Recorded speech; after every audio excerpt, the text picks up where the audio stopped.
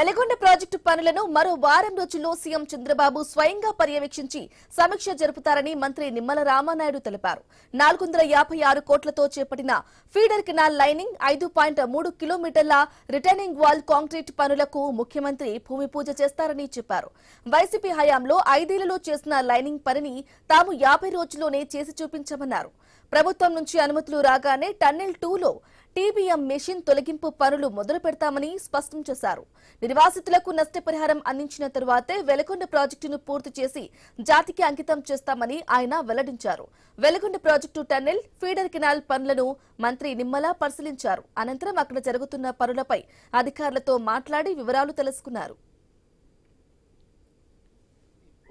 వరంగా ఈ యొక్క వెలిగొండను తీర్చిదిద్దే విధంగా ఈ కూటమి ప్రభుత్వం పనిచేస్తున్న విషయాన్ని మీ ద్వారా ఈ సందర్భంగా తెలియజేసుకుంటూ ఉన్నా. 96లో చంద్రబాబు నాయుడు గారు పుట్టినరోజున భూమి పూజ చేసినటువంటి ప్రాజెక్ట్ ఇది.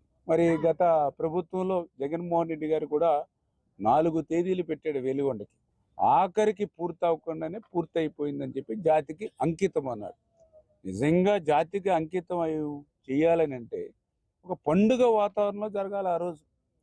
ఆ రోజు జాతికి అంకితం అని మీరు చేసినటువంటి రోజు ప్రకాశం జిల్లాలో ఒక చీకటి రోజుగా మార్చారు. ఆ రోజుని మేము జగన్మోహన్ రెడ్డి మీటింగ్ పోవయ్యా అన్నా కూడా పూర్తవ్వనటువంటి ప్రాజెక్టుని పూర్తి చేసినట్లుగా భ్రమింప చేస్తున్నారు. కాబట్టి దీన్ని ఎక్కడ అడ్డుకుంటారనేటువంటి భయంతో